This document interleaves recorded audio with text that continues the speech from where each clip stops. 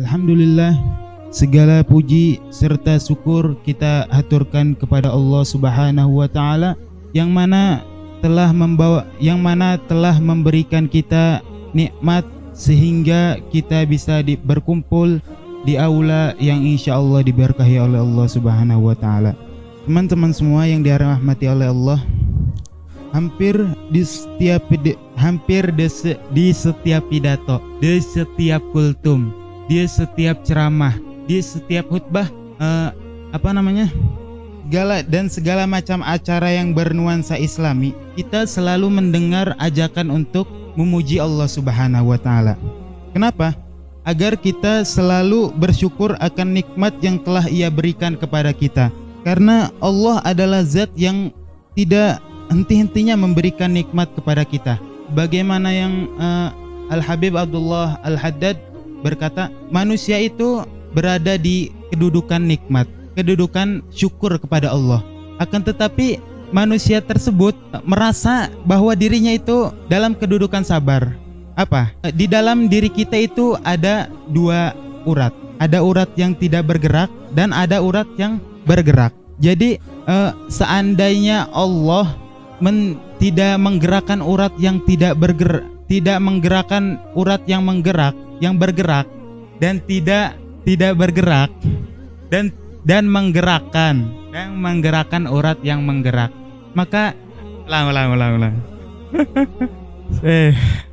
Seandainya Allah menggerakkan urat yang tidak bergerak dan tidak menggerakkan urat yang bergerak, maka itu kita akan merasakan sakit dari hal itu. Dan di dalam urat tersebut ada dua kenikmatan. Apa aja?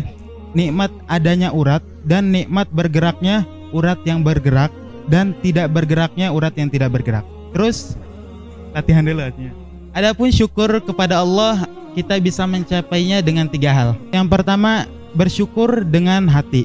Bersyukur dengan hati yaitu mengetahui serta menyadari bahwasanya nikmat yang ada pada diri kita itu dari Allah Subhanahu wa taala. Sebagaimana Allah sabdakan di dalam surat An-Nahl ayat 35, "Wa ma bikum min ni'matin faminallah." Dan apa saja nikmat yang ada pada diri kamu, maka datangnya dari Allah Subhanahu wa taala. Dan Nabi Musa alaihi salam suatu ketika bermunajat kepada Allah Subhanahu wa taala. Ya Allah, Engkau telah menciptakan Adam dengan kekuasaanmu dan Engkau memberikan apa-apa kepada Adam. Maka bagaimana cara Adam bersyukur kepadamu?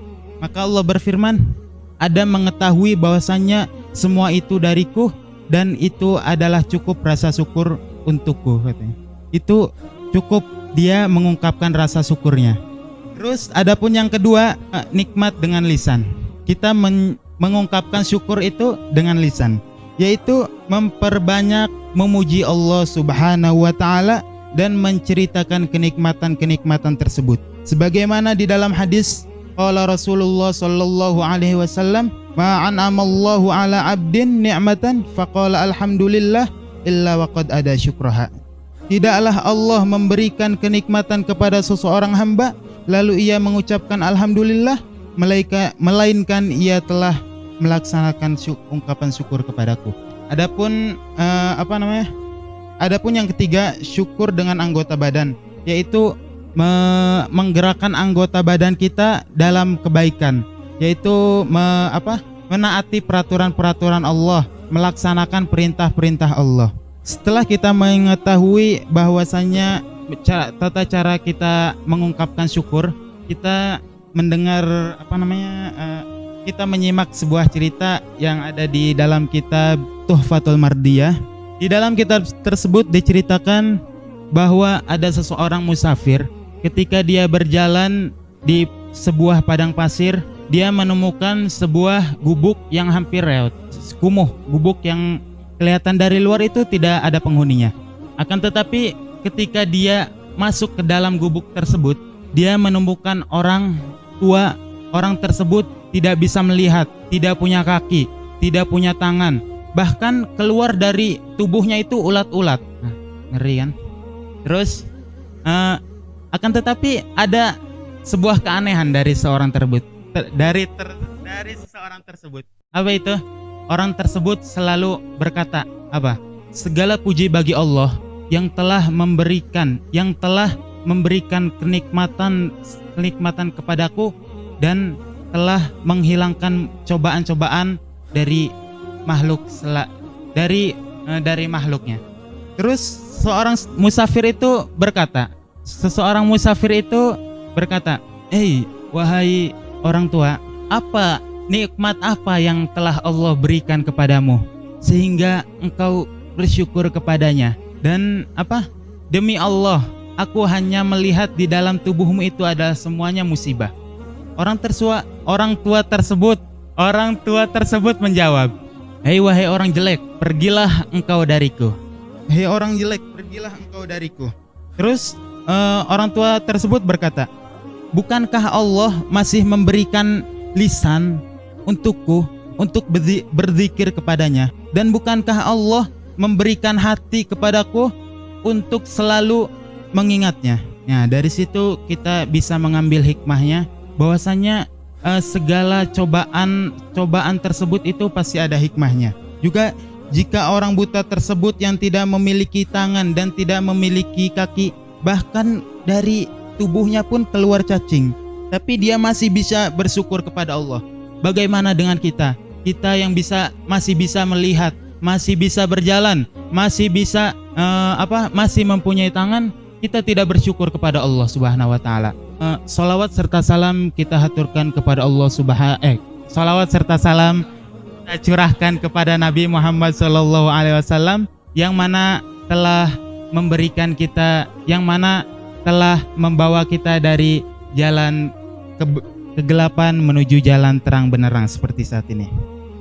Salawat kepada Nabi adalah suatu amalan yang ketika kita mengamalkan amalan tersebut dengan keadaan tidak khusyuk dan dalam keadaan riya, amalan itu akan tetap diterima oleh Allah Subhanahu wa taala dan akan tetap sampai kepada Rasulullah sallallahu alaihi wasallam.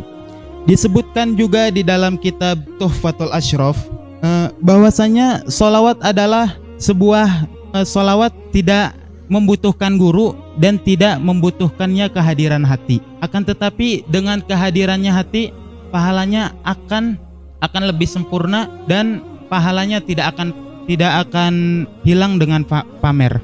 Dan juga disebutkan di dalam kitab Jirobul Miskin, semua ulama sepakat bahwasanya amal ibadah kita ada yang diterima dan ada yang ditolak oleh Allah Subhanahu wa taala, kecuali sholawat kepada Nabi Muhammad sallallahu alaihi wasallam.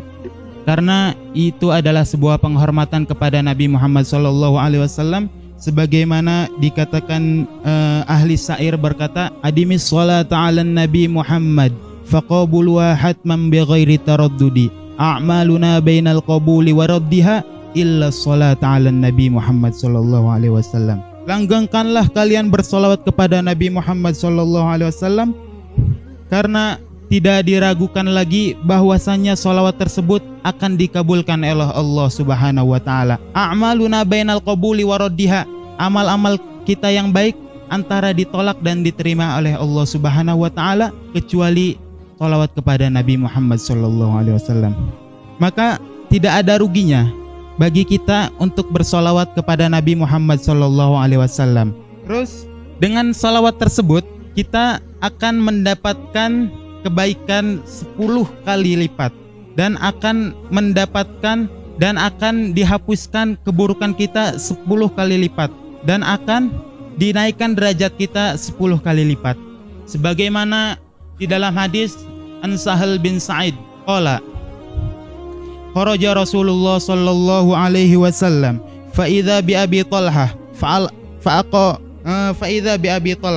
faqama ilaihi fatalaqahu faqala bi abi anta wa ummi ya Rasulullah inni la ara fi wajhika surur faqala ajal atani Jibril anifan faqala man shalla alaika marratan aw wahidatan aw qala wahidatan kataballahu lahu biha asra hasanatin wa maha anhu biha asra sayyiatin wa rafa'alahu biha asrah darajat. diriwayatkan dari sahabat Sahal bin Sa'ad berkata, suatu ketika Rasulullah Shallallahu Alaihi Wasallam keluar, dan ketika Rasulullah keluar ada Abi Thalhah, dan Abi Thalhah berdiri mendatangi Nabi dan berkata kepada Nabi, demi ayahku dan ibuku ya Rasulullah, aku sungguh melihat suatu kebahagiaan di dalam raut wajahmu. Maka Rasulullah menjawab, ajal, iya. Atani Jibril anifan, tadi Jibril mendatangiku, dan Jibril berkata, barang siapa yang bersolawat kepadamu satu kali, maka barang siapa yang bersolawat kepadamu sekali, atau malaikat Jibril berkata satu kali, maka Allah akan menuliskan untuknya 10 kebaikan, dan Allah akan menghapus untuknya 10 keburukan, dan Allah akan menaikkan derajatnya 10 derajat. Terus Al-Habib Abdullah Al-Haddad di dalam kitab Nasoeh Diniyah mengomentari sebuah hadis, yang hadis ini berbunyi man shalla alayya wahidatan sallallahu alaihi biha asyran. Barang siapa yang bersolat kepadaku satu kali, maka Allah akan bersolat kepadanya 10 kali. Al-Habib Abdullah Al-Haddad di dalam kitab Nasoeh Diniyah mengomentari hadis ini. Ulama berkata bahwasanya sesungguhnya jika saja Allah Subhanahu wa taala bersolawat kepada hambanya satu kali saja di dalam hidupnya, maka itu adalah sebuah kemuliaan, sebuah kehormatan bagi dirinya. Bagaimana dengan 10 kali solawat? Dan jangan sampai kita digolongkan orang yang tidak bisa memandang wajah Nabi kita, Nabi Muhammad sallallahu alaihi wasallam. Qala Rasulullah sallallahu alaihi wasallam, wailul liman la yarani yaumal qiyamah. Celakalah orang yang tidak bisa memandangku di hari kiamat. Sahabat berkata, wahai Rasulullah, siapa yang tidak bisa memandangmu di hari kiamat? Man dzukirtu indahu falam yusalli alayya. Dialah orang yang ketika namaku disebut tapi dia tidak bersolawat kepadaku. Maka dari itu kita perbanyak solawat, karena solawat itu tidak ada ruginya. Dan solawat tersebut bukannya kita membantu Rasulullah. Dengan solawat tersebut bukan kita membantu Rasulullah, akan tetapi itu akan kembali kepada diri kita sendiri. Sebagaimana Rasulullah itu umpama gelas itu sudah penuh dan kita isi dengan solawat, dan air tersebut akan membasahi diri kita sendiri. Makanya dari situ akan kembali kepada diri kita sendiri. Artinya